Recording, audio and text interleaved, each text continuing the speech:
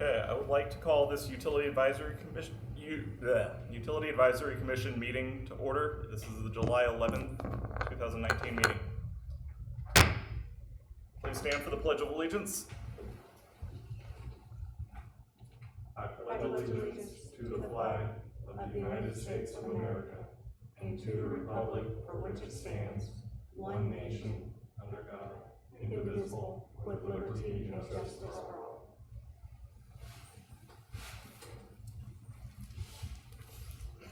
Are there any comments from the public? Seeing none, we'll continue on to the consent agenda. Does anyone have any comments or issues with the consent agenda? If not, I take a motion to approve the consent agenda. I so move. Second. Okay. We have a motion to approve the consent agenda from Williams, seconded by Harrison. All in favor, please say aye. Aye. Aye. Motion passes. Okay, moving on to old business. I do not believe there is any old business. Moving on to the next, it's going to be new business.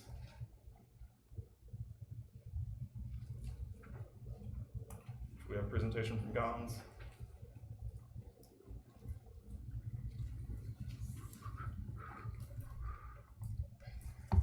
Good evening, Chairman, Commissioners. First, I'd like to welcome Andrew Taylor and Christy Harrison. It makes me very happy to have 5 members. It's been a while. Knowing that, well, Barbara is not here, but she's fairly new, I just wanted to go through a few rules and procedures of the UAC. Starting with a brief history, in 2008, the electric division split from the Public Works Department and became Gardner Energy. And it was basically a separate department and treated like a business unit, independent. On November 17th, 2008, the City Council created a electric utility board, better known as EUB, giving them jurisdiction, control, policy-making responsibilities regarding the electric utility. In 2014, City Council established a utilities department, combining electric, water, and wastewater. And at the same time, they dissolved the electric utility board. On December 15, 2014, City Council created a Utility Advisory Commission, which is this commission, and responsible for providing advice, guidance to the city relating to the planning, development, production, purchase, transmission, and distribution of all utilities. In 2016, the Line Maintenance Division, which is water distribution and wastewater collection, was incorporated into the department.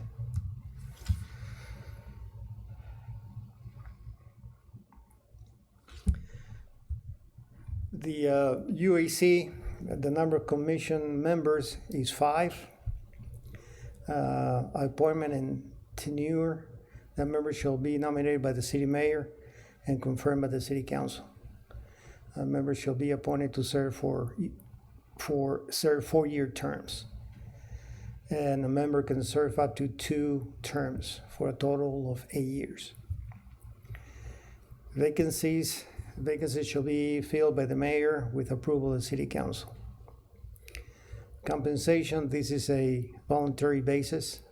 However, members may be reimbursed for expenses incurred in carrying out their duties.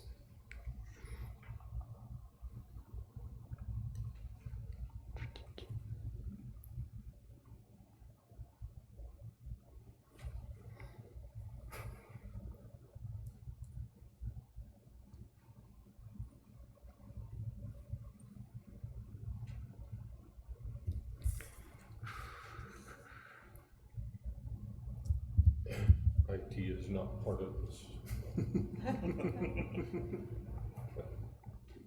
I cannot get it.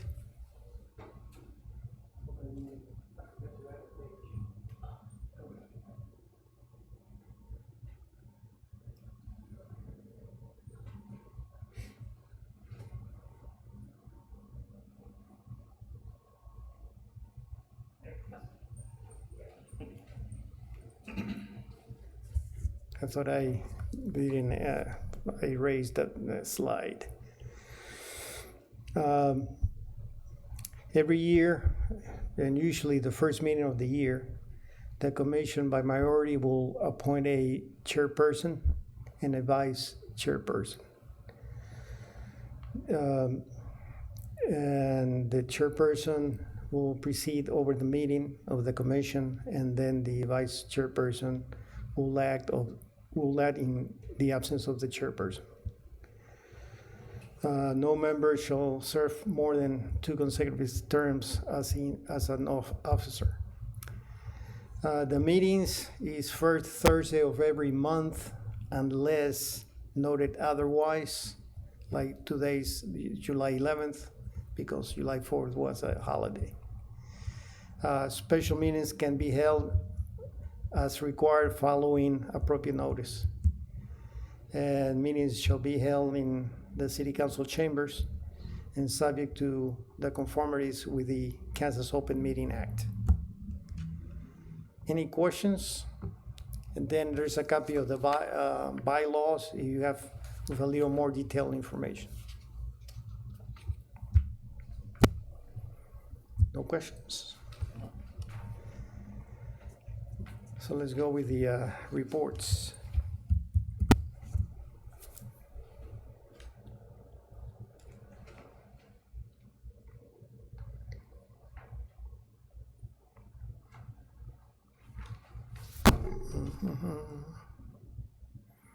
I cannot control it.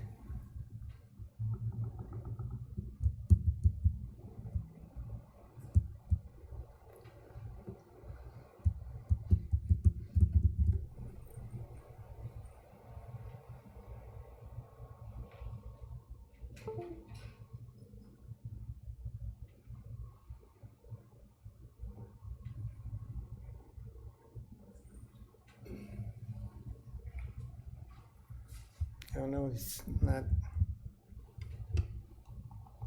Oh, there it is.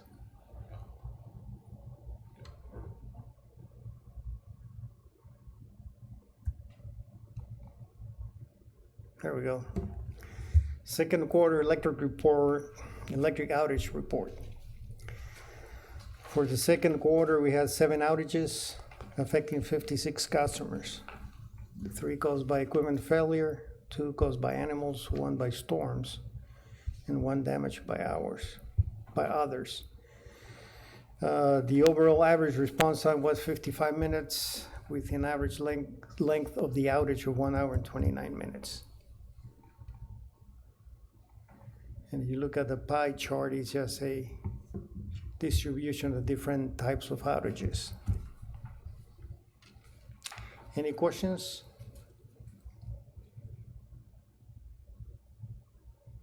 Okay. Wastewater collection. We had 5 sanitary sewer line repairs affecting two customers, 3 due to damage by others and 2 due to other causes. The average response time was 9 minutes, and the overall average repair time 3 hours and 15 minutes. And similarly, there's a pie chart showing the different reason for the outage, for the repairs. Questions? On these damaged by others, do we bill them for? Yes, sir, we do. Gons, do you have targets for response time? On the electric is 15 minutes response. Okay. And repair time is about, I don't remember, I think it's 45 minutes repair time. Okay. And since the line maintenance division was added to utilities back in 2017, we're still gathering data to establish some benchmarks. But should be similar to electric response time of 15 minutes, I think is appropriate.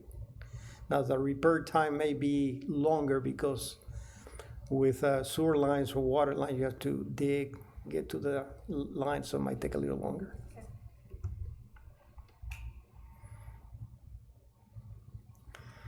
On the water distribution, we had 22 repairs affecting 117 customers.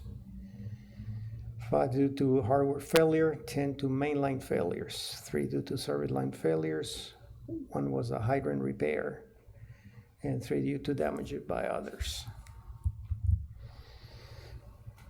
The average response time was 30 minutes, and the average repair time was 5 hours, 19 minutes. Also, we have the average workday response and then the average after hours. So I'm just giving you an average of both. But usually in this case it's not, but usually the workday response is a lot quicker than the callouts. Any questions?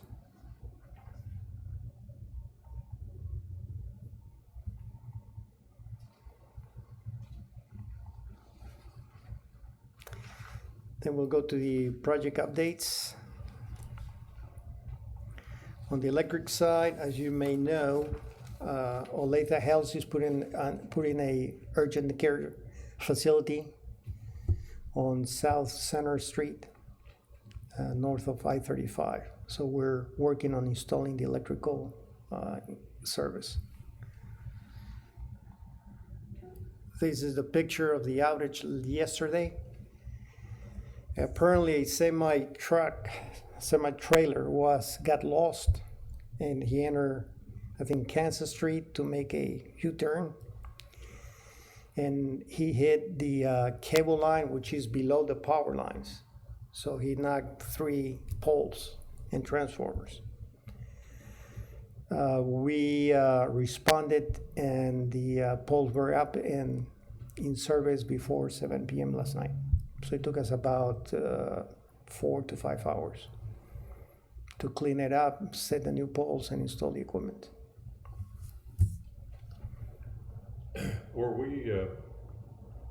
What is the minimum clearance that we're required to have? I don't know the number, but there is a clearance. So what I think happens is through the years, they probably add additional cables, so the lines tend to sag. So I don't know what the height was, but we had similar problems in the past. But usually this street is not for semi-trailer, so he just got in there to make a U-turn. But there is a minimum. There's a height minimum that they need to follow, yeah, the cable company, which is way below the electric power lines.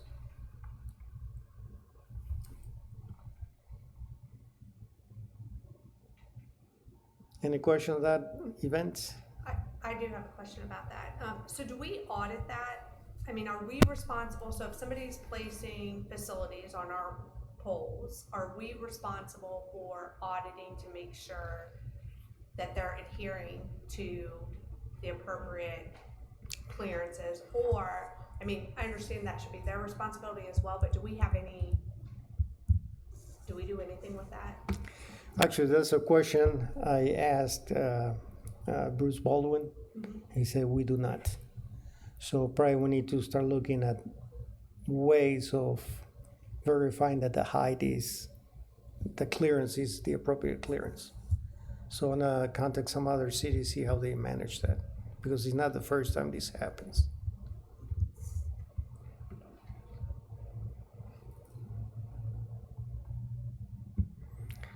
On the wastewater, there was a project approved last year for installing a 1 million tank by the South Lift Station. The idea of the tank is to handle the flow, any excess flow or I&I that is, actually the flow comes from the East Lift Station, which is by Walmart. Then the wastewater goes west, then goes south to the South Lift Station, and then is pumped north to Kill Creek. So this will give us a means of managing any type of peak flows without affecting the Kill Creek water treatment wastewater treatment facility. So there is almost completed, should be done by early or mid-August. Then the tank was designed that if we annex south of I-35, some of that flow can go to this tank and then manage the wastewater. Has that annex happened yet? No, Okay. they're working on it. One of the key points is that most of the property owners, they want a sewer. So it's the number one concern. Sure. And it's funny because sewer is usually at the bottom of everybody's list, but for development is their number one priority. So we're working on trying to provide some wastewater collection. And the last project that was approved last year was replacing the crane at Kill Creek wastewater treatment facility. It was put in service and tested last month. So it's fully operational now. Where is the Kill Creek facility? It's east of Celebration Park. Is that north of here? Yeah, it's about 2.5 miles northwest. Yeah. If you go through the park, there's a road that runs east-west. If you turn right, you'll go by I don't know what the name of that road is, but That's Kill Creek. Kill Creek Road? Okay, that makes sense. This is the replacement. The Great. replacement, yes. That was a recommendation from the UAC to the City Council. I remember discussing that. And on water, as you may know, last year the governing body approved the expansion of Hillsdale for an additional 2 million gallons a day. So on April 1st this year, the City Council awarded a contract to Burns and McDonnell CAS Construction for the engineering design of the 2 million gallon day facility. We have met with them in numerous occasions to discuss design and equipment options. Final cost of the expansion is due by the end of the month. One major challenge is the construction of a new raw water line from Hillsdale Lake to the water treatment facility. Right now, there's an existing line, but the easements were never recorded. So we may have to start a process for soliciting easements for the new water line. And that was not part of the project, so that may incur additional costs. The current plan is to have an additional 1 million gallons by next summer and have the 2 million gallon day facility by spring 2021. Right now, based on I don't have the drawing. The original plan was to increment the facility in increments of 2 million. But due to the area or limitation of the current facility or the land, they are recommending going by increments of 3 million gallons. So the design will be made for 3 million, not 2 million. If you go with 2 million, that means you have to put 6 clarifiers, 6 filters, and there's no room to add that much equipment. So the plan starts to go with 3, so you only have to put 4 clarifiers and 4 filters. And there's enough room to add that equipment in the future. So it looks like it's gonna be like a 3 million gallon facility, which is good. Now the question will be how much. So that will max out that site? No, No. the expansion is being built to expand up to 12 million gallons. Oh, So right now they have to do the design for the 12. So that was the reason I said, if you put 2, you will have a lot of equipment and not enough room. So need to go to a 3 million gallon, and then you will add 3 additional 3 million gallon components okay, to so give 3 you 12, million increments. all the way up to 12. Okay. And right now we're at 3 million gallons per day, correct? Right now we're at design 4, in reality 3.8. So this will effectively double our capacity? Yes, sir. And hopefully for a few years. And that's my updates. If there's any other business you'd like to talk about. Is there any other business? Seeing none, I would accept a motion to adjourn. I move we adjourn. Second. Okay, the motion to adjourn has been made by Williams, made by Williams, seconded by Harrison. All in favor? Aye. Aye. Motion carries. Thank you. Nice. This may be a new.